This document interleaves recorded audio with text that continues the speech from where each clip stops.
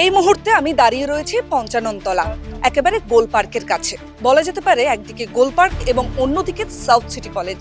ঠিক এখানেই যে জায়গায় দাঁড়িয়ে রয়েছে এখন অনেকটা শান্ত মনে হলেও ঠিক রবিবার এই গোটা জায়গা, গোটা এলাকা উত্তপ্ত হয়ে ওঠে, যেখানে একেবারে সাধারণ মানুষের চোখের সামনে চলে দুর্দান্তভাবে গোলাবাজি এবং গুলিগালাজ।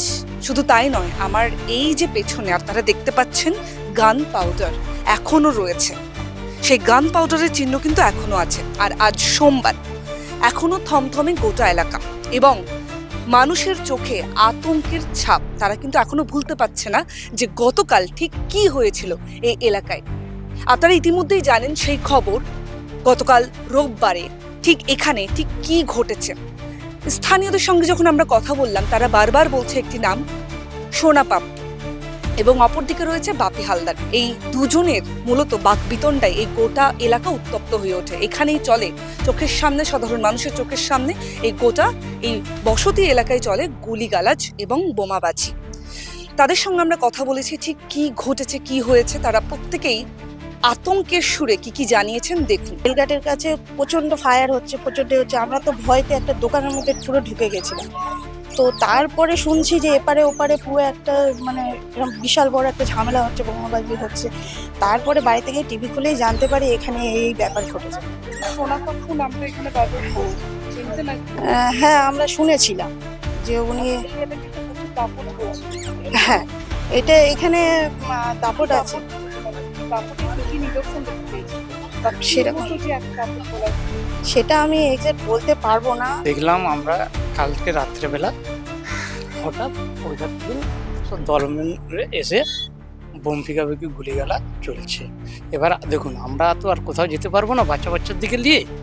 আমরা এখানে খেলাধুলা সব কিছু, সব বয়স্ক লোক এটে সব এখানে সব আড্ডা মারা এই করা সব কিছু আমাদের খেলাধুলা। সন্ধে হলেই সব কিছু, সকাল হলেই এগিয়ে এখন রাত্রি 12টা অবধি।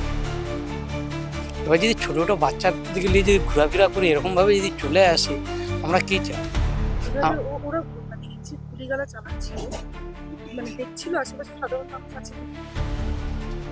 হঠাৎ এলে পাতারি গুলি, এলে পাতারি বোম মারে আচ্ছা।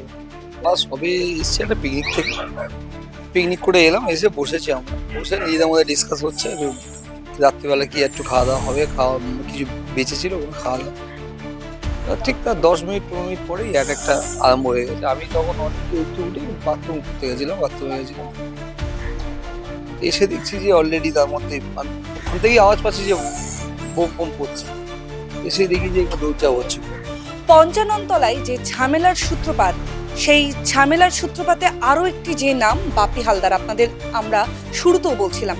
এই মুহূর্তে আমি রয়েছি এই এলাকার বাপি হালদারের অফিসের সামনে। আপনারা দেখতে পাচ্ছেন এই মুহূর্তে কিন্তু ঝাঁপি বন্ধ রয়েছে তার অফিস।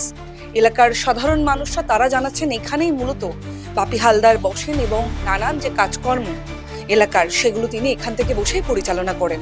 এবং সাধারণ মানুষ যেমনটা বলছে যে সোনা পাপ্পু এবং বাপি হালদার তাদের মধ্যে দীর্ঘদিন ধরেই সম্পর্কের একটা অবনতি রয়েছে এবং দুজনের বিরুদ্ধে বারে বারে এইরকমই সংঘর্ষে লিপ্ত হয়েছে। এবং গতকাল যে সংঘর্ষ বাধে সেটা কিন্তু একেবারে মর্মান্তিক পর্যায়ে চলে যায়। সাধারণ মানুষ, এলাকার বসতিদের একেবারে বস্তিতে যারা থাকেন তাদের সামনেই, একেবারে সাধারণ মানুষের চোখের সামনে বারবার হাইলাইট করতে হয় যে গুলিগালাজ চলে। এবং এই মুহূর্তে আমার সামনেই দেখতে পাচ্ছেন যে যেখানে রয়েছে কিছু বড় বড় হাঁড়ি কড়াই। মূলত ঘটনার সূত্রপাত যেখান থেকে, সাধারণ মানুষ এখানকার যারা রয়েছেন তারা বলছেন বারবার যে তারা একটি পিকনিকে যায়। এই এলাকার বেশ কিছু মানুষ তাদের নির্ধারিত পিকনিক থেকে আসার পর মূলত সন্ধ্যার দিকেই তারা দেখতে পায় যে বাপি হালদার এবং যে সোনা পাপ্পু তাদের দু দলের লোকেরা নিজেদের মধ্যে সংঘর্ষে জড়ায়। এবং এর পরের যে পরিণতি সেটা আপনারা ইতিমধ্যেই জানেন, যা সত্যি আমাদের ভাবাচ্ছে। কারণ একেবারে গোল পার্কের পাশে এই পঞ্চাননতলায় যে সাধারণ মানুষের চোখের সামনে যেখানে যে কোনো রকমের গুলিগালাজ, বোমাবাজি, সেগুলো সাধারণ মানুষের হাতে আসার কথা নয়, সেগুলো কিভাবে এইরকম একটি এলাকায় চললো সেটা নিয়ে কিন্তু প্রশ্ন উঠছে। এই মুহূর্তে আপনাদের দেখালাম সেই ছবি এখান থেকে।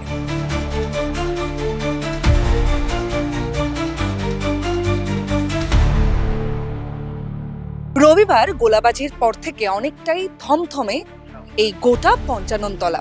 সোমবার আমরা সকালে এই পঞ্চাননতলায় এসে দেখলাম যে এখানকার যারা স্থানীয়রা রয়েছে তাদের চোখে মুখে কিন্তু যথেষ্ট আতঙ্কের ছাপ, এবং এই গোটা এলাকা এই মুহূর্তে যারা দায়িত্বরত আধিকারিকরা রয়েছেন, পুলিশ কর্মীরা রয়েছেন, তারা কিন্তু গোটা এলাকায় এই মুহূর্তে নিরাপত্তার চাদরে যথেষ্ট পরিমাণে মুড়ে ফেলেছেন। আপনারা দেখতে পাচ্ছেন সেই ছবি।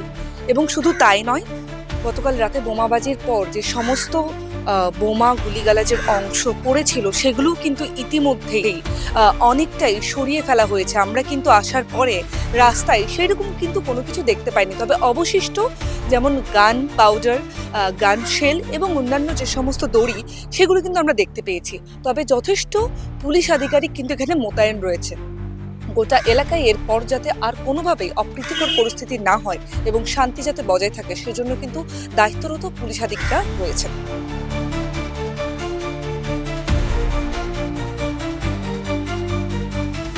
সামনে নির্বাচন, আর তার আগেই কলকাতার, একেবারে খাস কলকাতার মধ্যেই এই যে গোলাবাজির ঘটনা, তা কিন্তু প্রশ্ন তুলে দিচ্ছে যে নির্বাচনের আগে শহরের নিরাপত্তা ঠিক কতটুকু সুরক্ষিত।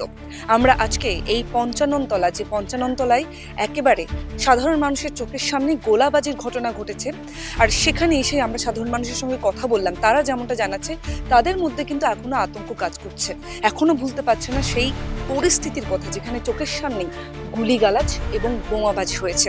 তবে তারা আস্থা রাখছে প্রশাসনের উপর এবং দ্রুত যাতে এলাকার নিরাপত্তা এবং সুরক্ষা সুনিশ্চিত হয় সেদিকে তারা তাকিয়ে রয়েছেন। ক্যামেরায় শুভমের সঙ্গে পঞ্চাননতলা থেকে প্রিয়া ধর, দ্য ওয়াল, কলকাতা।